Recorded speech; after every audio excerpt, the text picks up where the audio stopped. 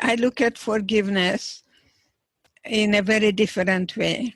I am very biased on one word, freedom. If you don't forgive, you don't have freedom. So give yourself a gift. So if you are in a dark tunnel, you look for the light, that you want your freedom. So it's not that you're such a good person, you forgive for what they did to you. It's not that at all. We don't have godly powers to forgive, but you can forgive you for putting judgment on another person.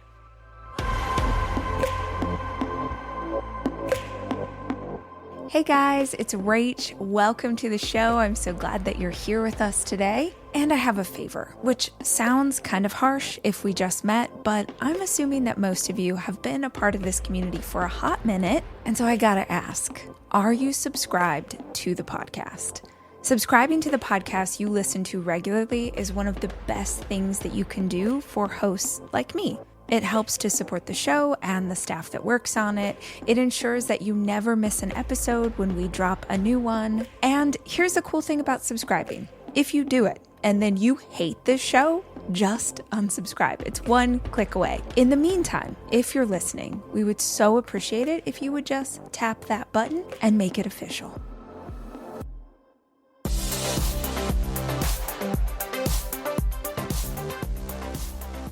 Hey guys, welcome back to the Rachel Hollis podcast.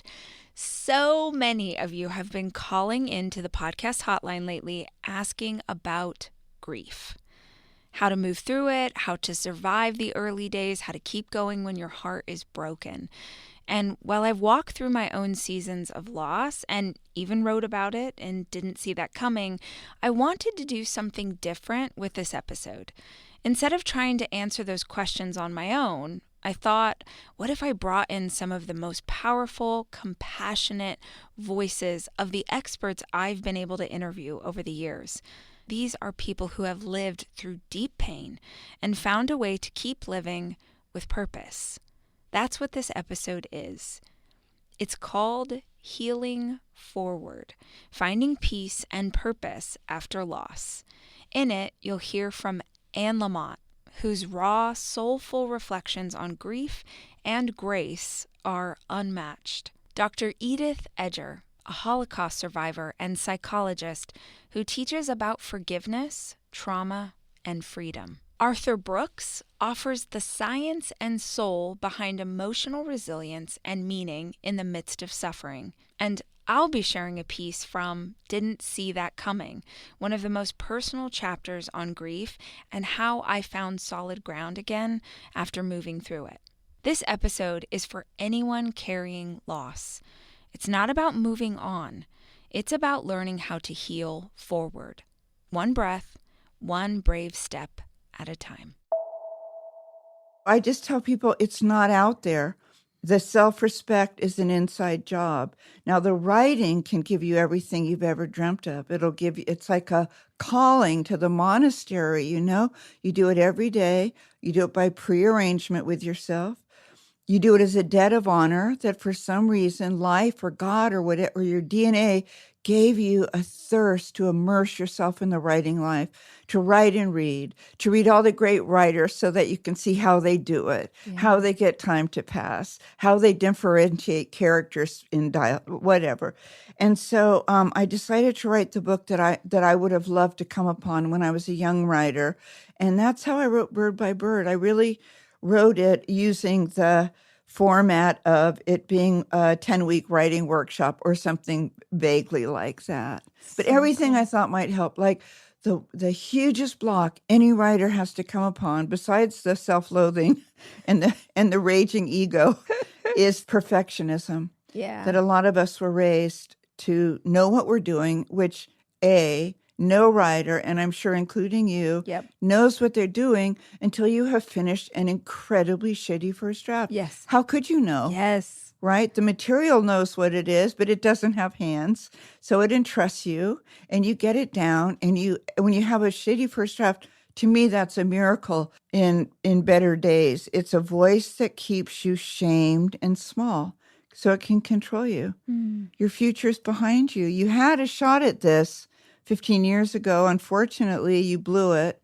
And that voice just sits on your shoulder and it says all this stuff all day. And it's a crock. Mm-hmm. You know, it's a voice. It saved your life. When Neil does work with patients, they thank it for saving their lives when they were little children and they needed to obey and stay small and not try things that seemed like good ideas. But now, you know, I have excellent car safety protocols and swimming protocols. I'm just like Exhibit A. My son, Sam, has We Never Give Up tattooed on his arm. And that's how we're raising Jacks, is that you just keep the faith in yourself and in God or good early direction, no matter what it looks like, no matter how long it takes. You just keep the faith and you do this radical self-care and you do the romance with yourself and you seek love and you give love. If you want to have loving feelings today, you don't think your way into loving feelings. You do loving things. You do some stuff for other people that's loving. Might be for your very crazy aunt who's MAGA or whatever. And she's very lonely and isolated. So you call her and you stay on the phone after she goes into, full tilt weird because she's lonely. And you do that loving gesture and then you get off the phone and you have a loving feeling because you've brought the love onto your own emotional acre. So you don't have to go without it because you provided it.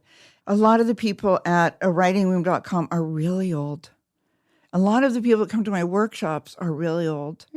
And they meant to do this. They meant to write about in the 50s when they were in the Peace Corps in Guatemala. They meant to write about for their grandchildren or their great nieces the story of their life in this small town in the Ozarks when you knew the name of every single dog in the neighborhood. They wanted to save it. It was this one precious life. They wanted to write it, but life gets awfully lifey. And there's a million, you got to make a living and maybe you raise your family or maybe your career sucked it all up, whatever. But God, it's just a lie. It's a lie of the oppressor. In the Christian tradition, we'd say it's a lie of the enemy that you can't do it now because now is all you have anyway, right? So you start now. Well, where do you start? Well, you start where your butt is. If you want to start writing, you get out a piece of paper or you open a file on your iPad or your phone. God, the best thing is to find a pencil and a piece of paper. And this is all stuff I've been saying for 45 years, and everything I'm going to say, but you scribble down every memory you have from the very earliest days. You go back to the first holidays are really great places to start because for some reason we really imprinted with them. You start with your kindergarten class. You start with that child who sunk her teeth into your forehead, who turns out to be like a Christian holy roller later on in life. You write down dresses you remember. I often have shoes and socks on that don't quite match. They're very close. And I still remember the dress in my first grade picture and the pattern on it and the collar on it. And so you scribble down. Legal pads, I think, are great because they're longer and they're yellow. And this is your writing place, is yellow legal pads. And you scribble down every memory, every idea you've had, ideas for books, things that happened at Whole Foods in the express line with a really old man who brought coupons. He had 20 items and coupons, right? And what went through you and what did it remind you of? And you scribble all that down. Now your inner critic's going to say you need to know what you're going to do with it. But that's a lie of the oppressor. You just need to scribble, get it all down. Then you start with somewhere, bird by bird. In Bird by Bird, I write about that 1-inch picture frame. And all of my students have 1-inch picture frames on their desks. At a writing room, they have them on the screen. They have a 1-inch because the voice tells you, you need to know what the book is. You need to know the shape of the memoir. Where are you going to start? You don't need to know anything. You're going to start with that 1 inch. What can you see through it? Well, I can see being with you today, and I can see we're in the studio with Jack, and we've got my cough drop here and whatnot, and that's all I can see. And I can describe this one piece of Mexican sage. Well, I could rub it between my fingers and have that Proustian olfactory flashback experience to You know what I mean? Mm-hmm. And it's that way. It's bird by bird. It's 1-inch picture frame, and you do a really shitty job, and that's what you do one day at a time. You're not congruent. You're not clicking well with your body and your mind and your spirit. And that's what you want. You want congruency and listening to your inner voice, listening to your self-dialogue. So when you get up in the morning, you say, Rachel, I love you, I honor you, and we're going to decide what kind of a day we're going to have, that you take complete charge of your thinking, feeling, and your behavior. None of the positive thinking does any good unless it's followed with a positive action.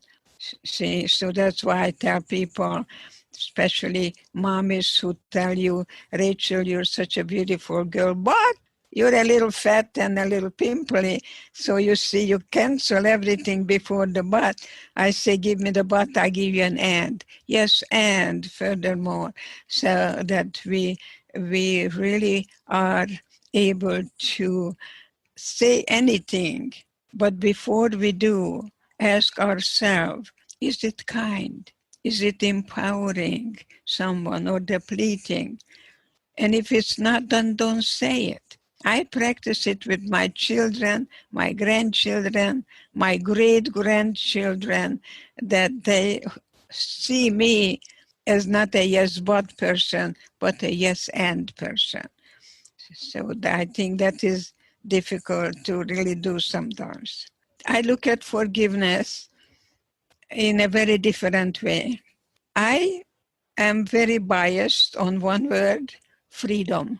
If you don't forgive, you don't have freedom. So give yourself a gift, because in the Bible it says you go through the valley of the shadow of death.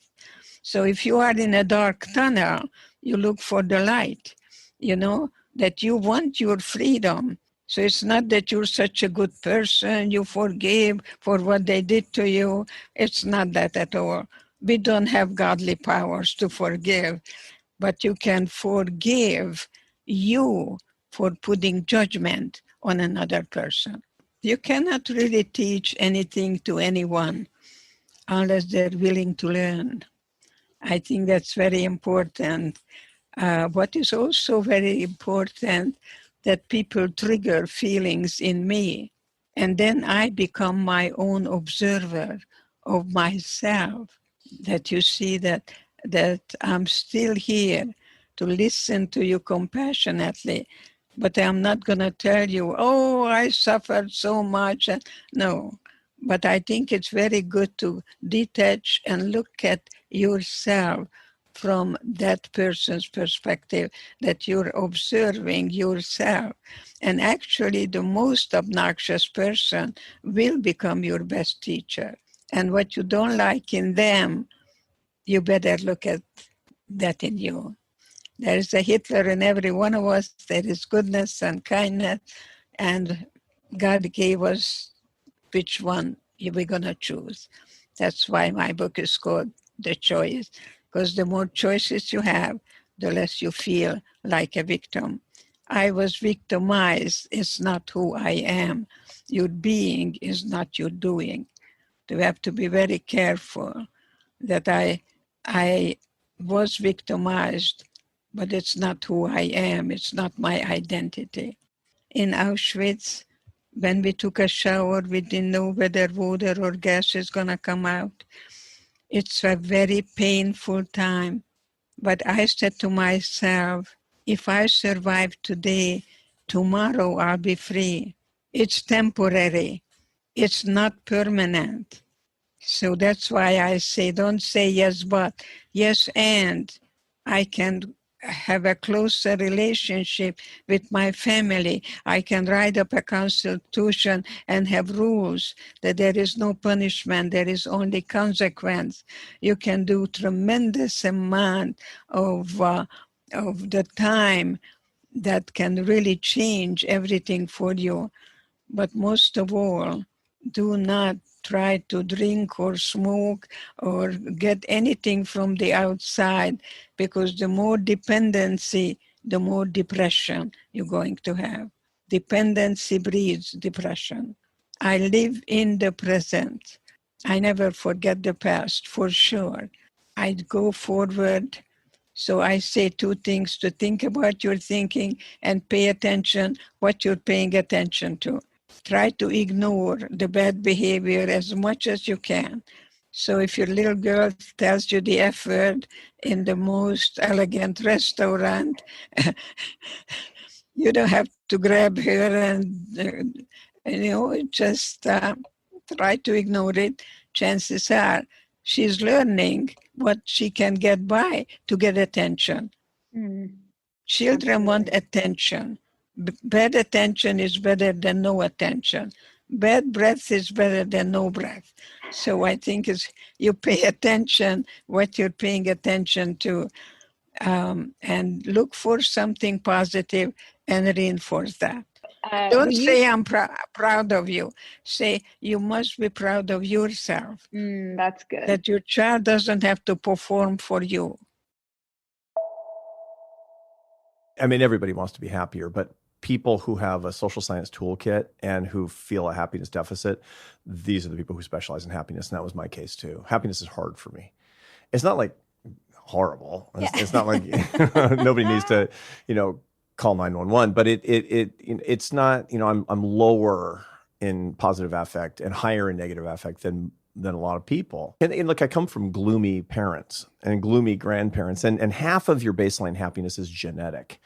We actually know this from identical twin studies where identical twins are separated at birth and adopted into separate families. So it's a statistical test. It's not done on purpose. That would be unethical, obviously. Between 40 and 80% of every personality characteristic is genetic, and your baseline mood is half genetic. And so that means it's super important to understand that so you can manage your genetics. I mean, half of your tendency toward alcoholism and drug abuse is genetic too. Yeah, for sure. But all that means is that you need better habits. If you've got a proclivity toward it, I've got this super technology for turning that to zero. It's called don't drink. Yeah. And the same thing is true for your happiness. If it turns out you've got gloomy parents, you should study happiness so that you can have the right kind of habits. And so I, realizing that maybe a little later than I should have in my 40s, I'm like, I'm going to turn my toolkit on this thing. Well, it's my wife. She's like, don't you have a PhD? Why aren't you using it, for something useful, like not making me miserable? Yeah. And so I actually turned the whole toolkit toward trying to understand what kind of a strategy I could put together for my own life so that I could live happier and share these ideas with other people. And I changed my career completely. I was a CEO of a think tank, a big nonprofit think tank in Washington, D.C., and I quit my job. At what age were you? I took that job when I was 44 and I quit when I was 55. And in the last 7 years of that, I was writing a personal research-based science plan for getting happier for me. And I had this big envelope and notes and, notebooks, and Esther, my wife, found it. She's like, this is a book. It's not the kind of stuff I write books about. She said, I think somebody might be interested in this. Yeah. And I published it. It was From Strength to Strength about how you can get happier as the years go by. And it turned out to be something that people wanted to read. And I became so enthusiastic about it. I said, this is not right for me to keep doing something else and have this be my personal plan. I want to write, speak, and teach about this for literally the rest of my life. I mean, I rewrote my personal mission statement, which is I want to use science and ideas to lift people up and bring them together in bonds of happiness and love.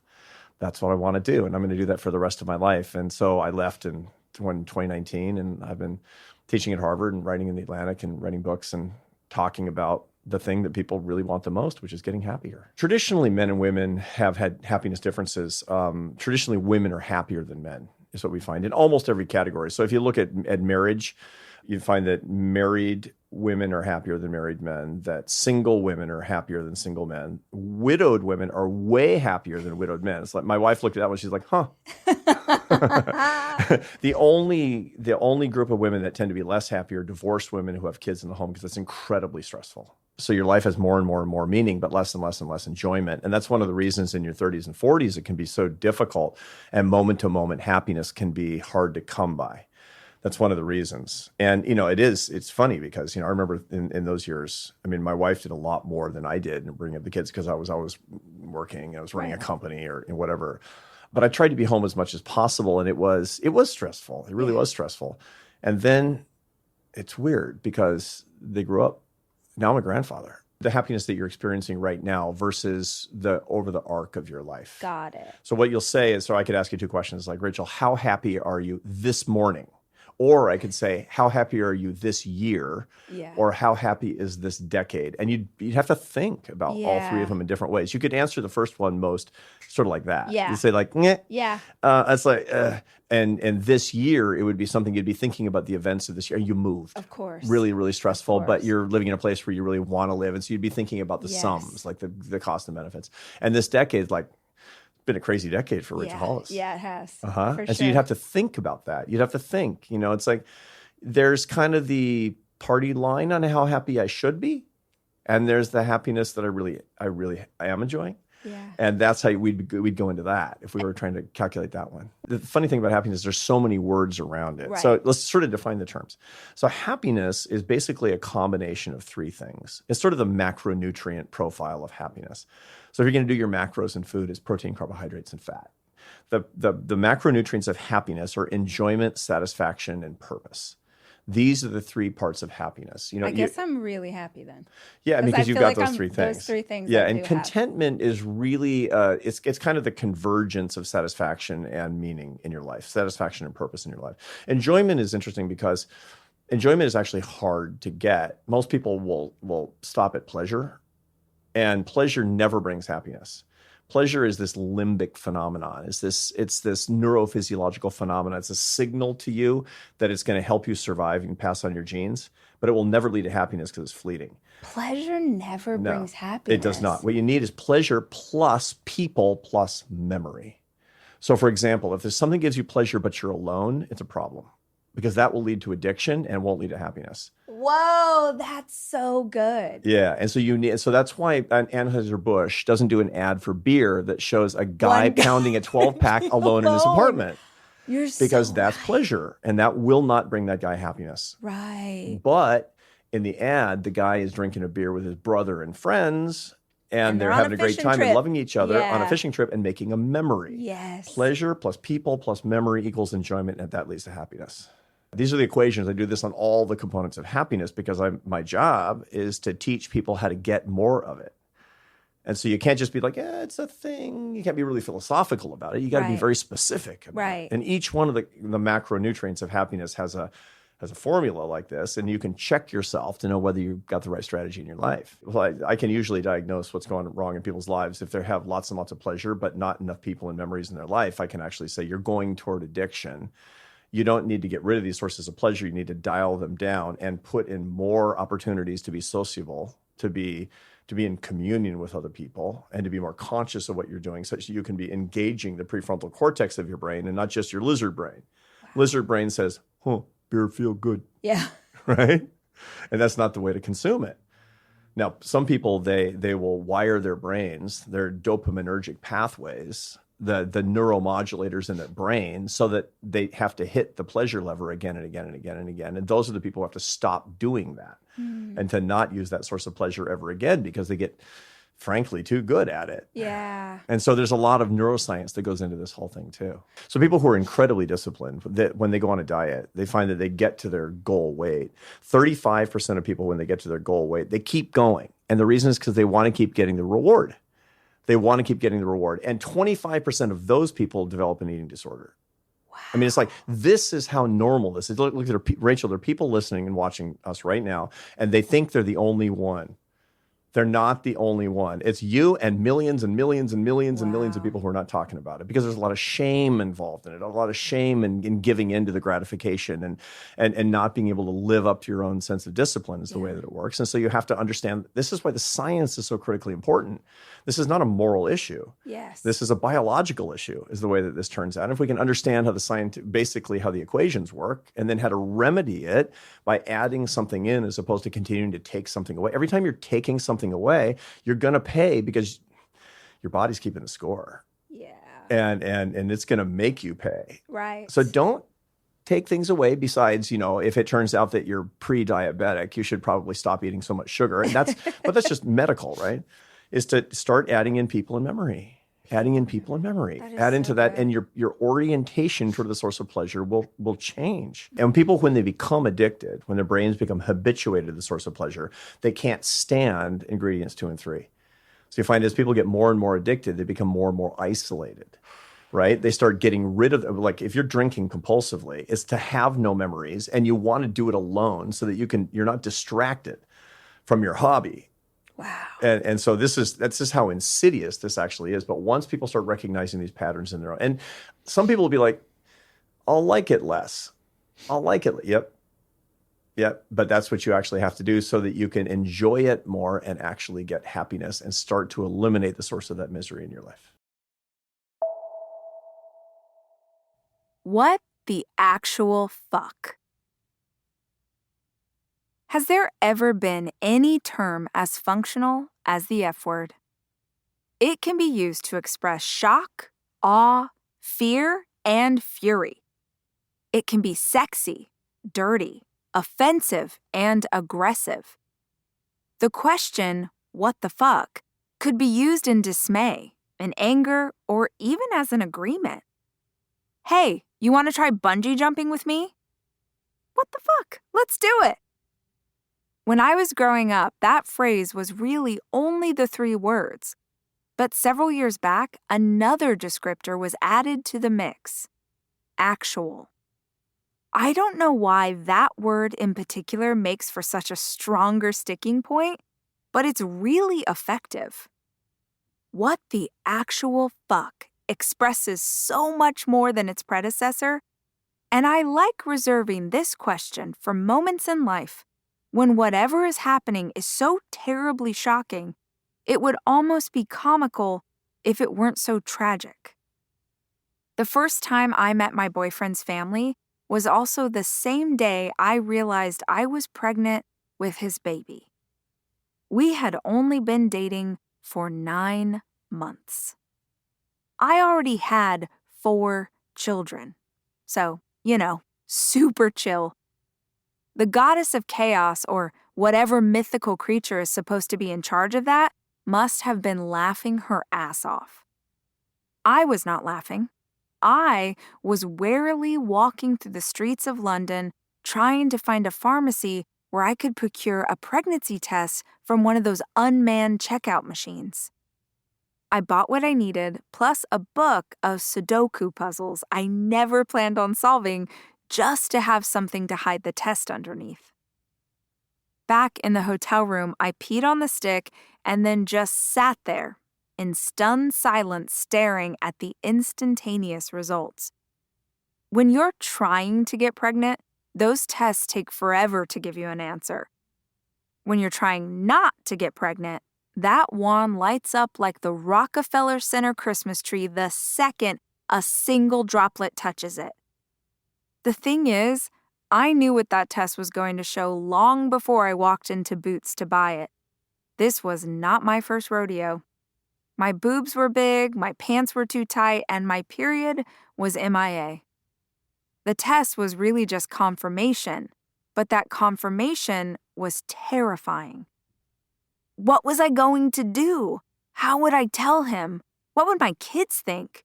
What would my Meemaw think? How would this affect my career? Can you breastfeed with implants? All sorts of supremely unhelpful thoughts crashed into one another inside my mind, an energy field ripe for panic. Here's the thing about me, though. I'm incredible in a crisis. If your house burns down, or your girlfriend cheats on you with your mom, or your company is about to tank after another bad quarter, I'm your huckleberry. The moment in that hotel bathroom was exactly that. A moment. I don't ease into things. I don't take time to marinate in the possible change.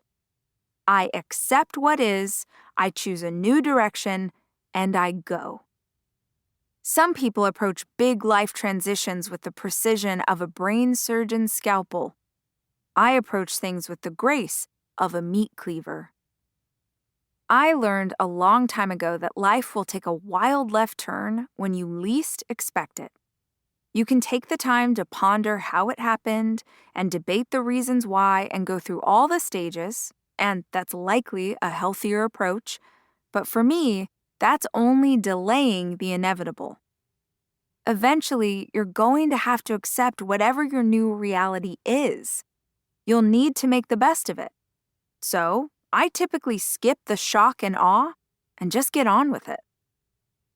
So my brain flipped from holy fuck balls, what the actual shit, what in the name of all that is, to, okay, I'm going to have a baby. And yes, having 5 kids will be a challenge, but my kids are the greatest thing that's ever happened to me, even if they are monsters sometimes. And this will be fine.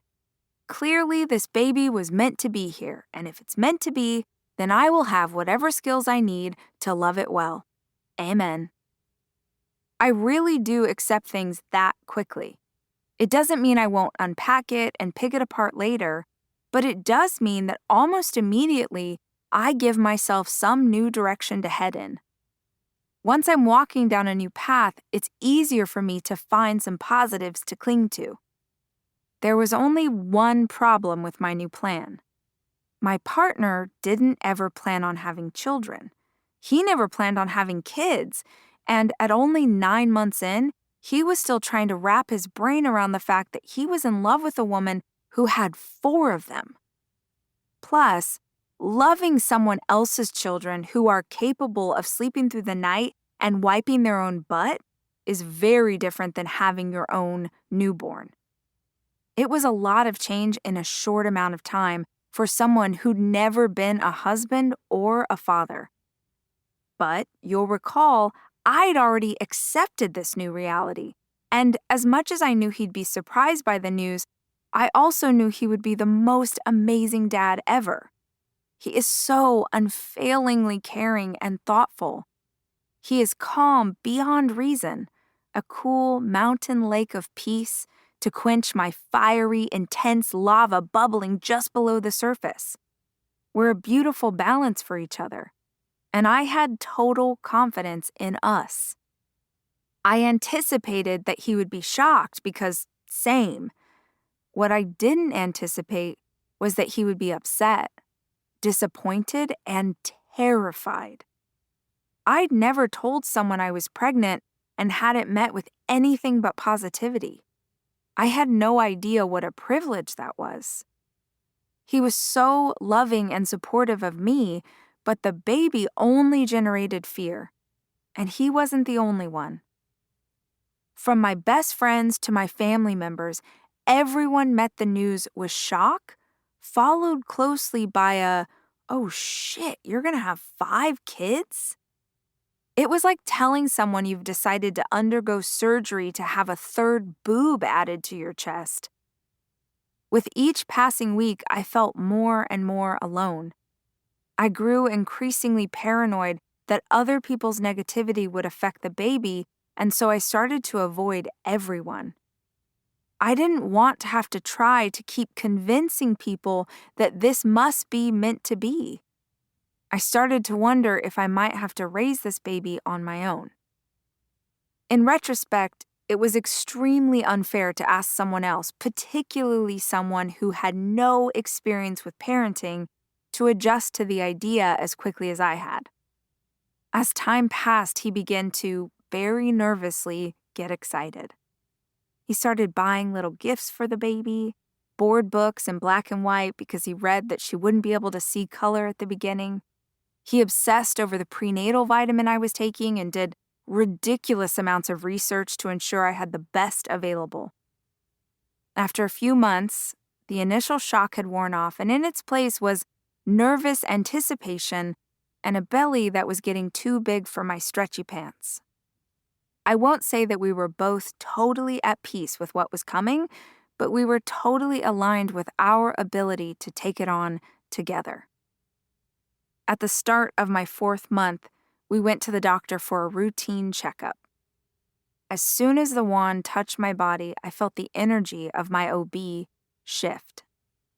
The doctor asked the nurse to turn the lights down in the room because she was having a hard time seeing the screen. In all my pregnancies, I've never had a doctor say she couldn't see the screen. My heart began to beat so hard I thought it would break through my chest. She kept dragging the ultrasound wand all around my uterus, and my boyfriend was squeezing my hand so hard it hurt, because he knew something was wrong too. I'm so sorry, Rachel. The baby doesn't have a heartbeat. What came next was horrendous. My baby was dead, but my body didn't know it yet. I hadn't had a miscarriage because my body wouldn't let go.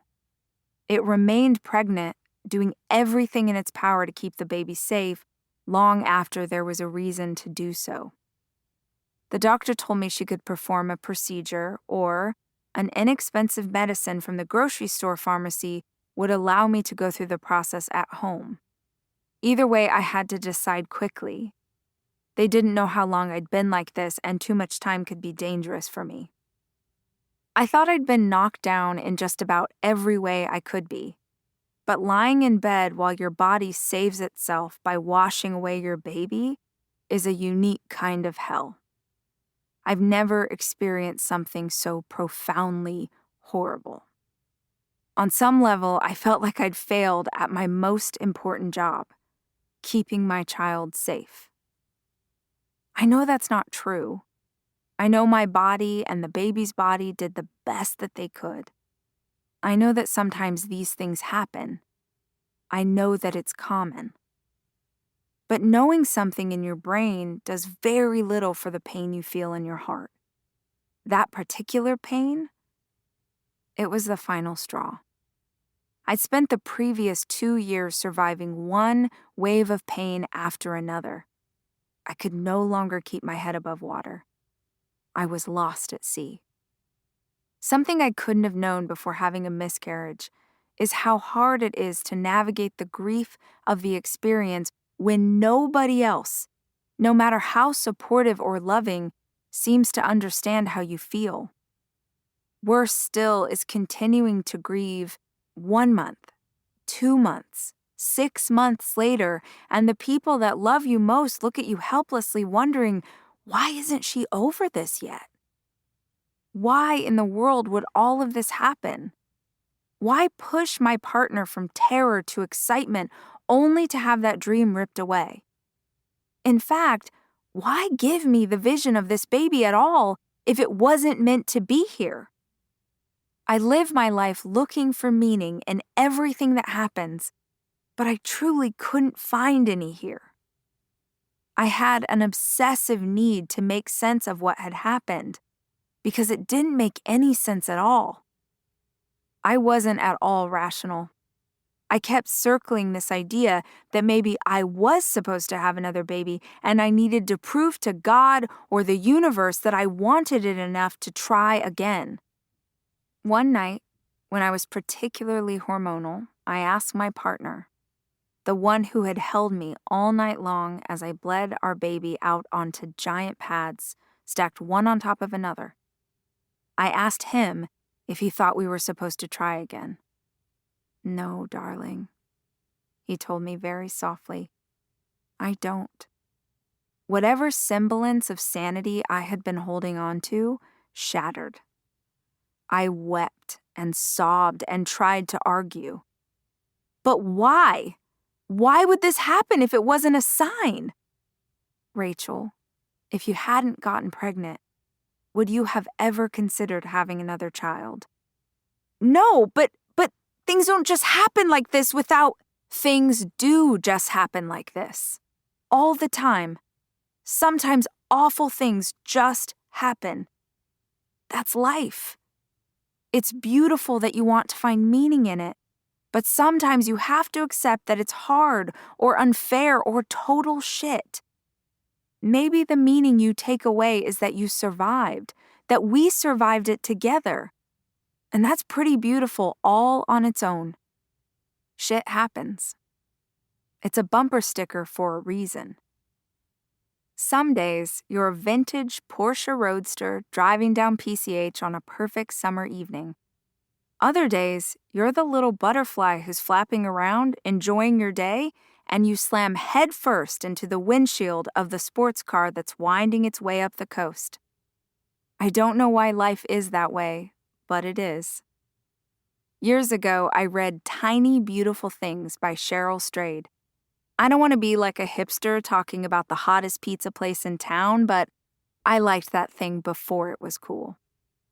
The book is a collection of advice that Cheryl gave to people who sent letters asking for help. That entire book is basically a miracle of wisdom. I truly think it should be required reading for every human on the planet.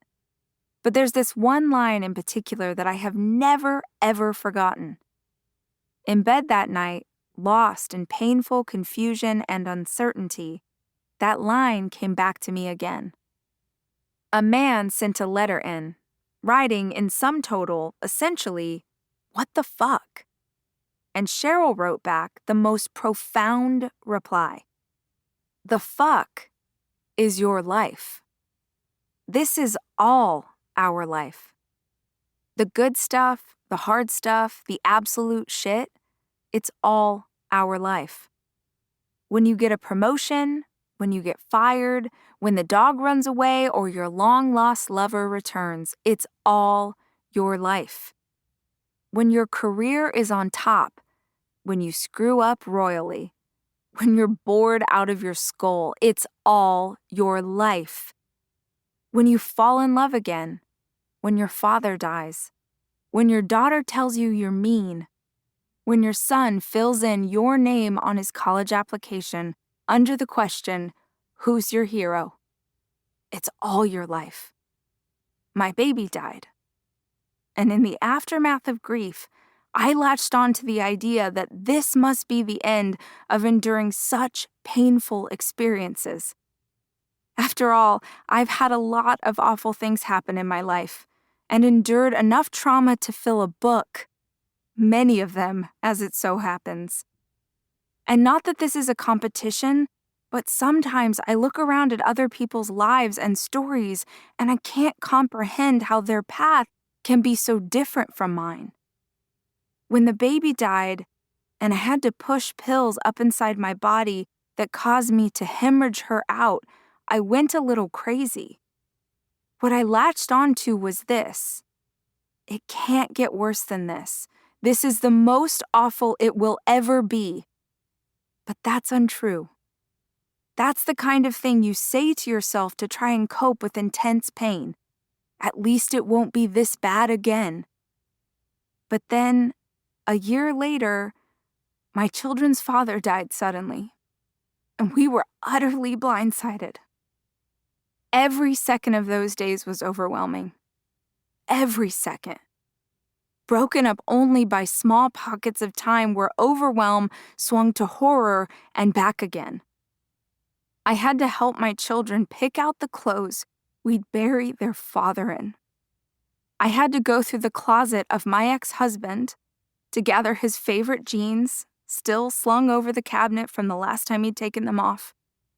I stared into his sock drawer in bewilderment. When someone dies, are you supposed to bury them with socks on? We'd chosen his favorite sneakers, and in life you'd obviously wear those with socks, but did it matter now?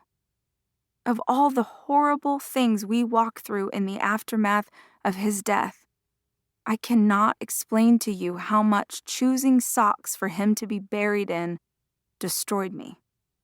Me, standing at the sock drawer? That's my life too. When I began writing to you, I wanted to focus on the questions that helped me change my life for the better. But it strikes me now that this particular question is the only rhetorical one in the bunch. It's more statement than question, more expletive than request. Sometimes you just need something to scream at the heavens, and this question works as well as any, despite the fact that you're not likely to get an answer. There's no real answer. I'm including it anyway because I hope to shift your perception of this question and the circumstances that might prompt your using it. When things are working in a way we like, when life is good, it's easy to think, man, this is living. When things go wrong, we hope it's just a momentary pause in this majestic thing we call our life. But life is all of it. It's not about living for the parts that are good and numbing out the pieces that suck. It's about making peace with the fact that you will experience both.